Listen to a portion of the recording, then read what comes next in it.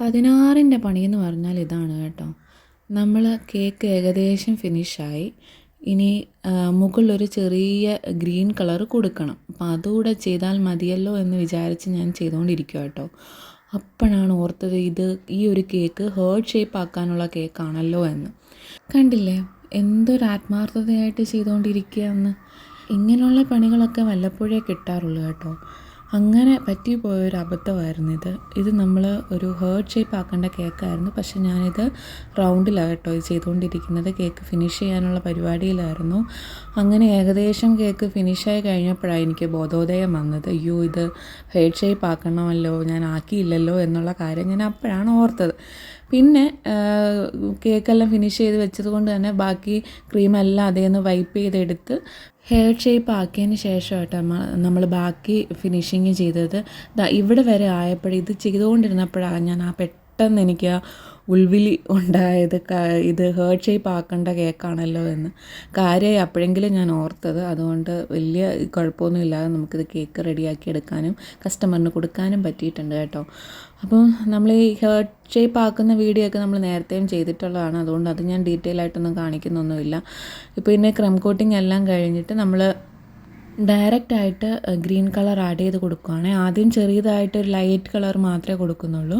പിന്നെ അതിൻ്റെ ടോപ്പിലൂടെ ഒരു ശകലം കൂടി ഡാർക്കാക്കി ശകലം കൂടെ തേച്ച് കൊടുക്കുന്നുണ്ട്. അപ്പം ഒരുപാടങ്ങ് ഡാർക്കാക്കിയാൽ ഞാൻ പറഞ്ഞിട്ടുണ്ടല്ലോ കയ്പിൻ്റെ ഒരു ടേസ്റ്റ് വരും.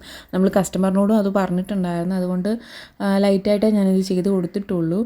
അപ്പം ആദ്യം ലൈറ്റായിട്ടൊന്ന് ചെയ്തതിന് ശേഷം അതിൻ്റെ മുകളിൽ ശകലം ഡാർക്കായിട്ട് നമ്മൾ ചെയ്ത് കൊടുത്തിട്ടുണ്ട്. അപ്പം നല്ല ഭംഗിയുണ്ടായിരുന്നു കേക്ക് കാണാൻ വേണ്ടിയിട്ട്. അപ്പം ഇതിൻ്റെ ഫിനിഷിങ് ഇങ്ങനെ ആയിക്കൊണ്ടിരിക്കുന്നുണ്ട് കേട്ടോ. എന്താണെന്നറിയില്ല, കുറച്ച് നാളായിട്ട് ഈ ഓർമ്മക്കുറവിൻ്റെ ഒരു പ്രശ്നമുണ്ടോ എന്നൊരു സംശയം. എനിക്കറിയാൻ വയ്യ എന്താ കാര്യമെന്നൊന്നും. എന്തൊക്കെ മറന്നാലും കേക്കിൻ്റെ കാര്യങ്ങളൊന്നും ഞാൻ മറക്കാത്തതാണ്. പക്ഷേ ഇപ്പം ഇതും ഇങ്ങനെ ആയിപ്പോയപ്പം ഒരു ടെൻഷൻ. ഇനിയിപ്പോൾ എന്താണോ കുഴപ്പമൊന്നും അറിയത്തില്ല. എന്തായാലും വരുന്നിടത്ത് വെച്ച് കാണാം. അപ്പം നമ്മുടെ കേക്കിൻ്റെ പരിപാടി ഇവിടെ ഏകദേശം റെഡി ആയിട്ടുണ്ട്. കസ്റ്റമർ അയച്ചു തന്ന പിക്ക് ഞാനിവിടെ കൊടുത്തേക്കാമേ. ആ ഒരു ഡിസൈനായിരുന്നു നമുക്ക് ഉണ്ടായിരുന്നത്. അപ്പോൾ ഇത് വന്നിട്ട് ഒരു 1 kg വൈറ്റ് ഫോറസ്റ്റ് കേക്കായിരുന്നു കേട്ടോ. അപ്പം കസ്റ്റമർ കഴിച്ചിട്ട് കട്ട് ചെയ്തിട്ട് നല്ല ടേസ്റ്റ് ഉണ്ടായിരുന്നു എന്നൊക്കെ പറഞ്ഞിട്ടുണ്ടായിരുന്നു.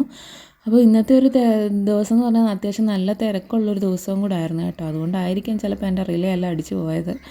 എന്തായാലും ഈ കേക്ക് കാണാൻ എനിക്ക് ഭയങ്കരമായിട്ട് ഇഷ്ടപ്പെട്ടു കേട്ടോ.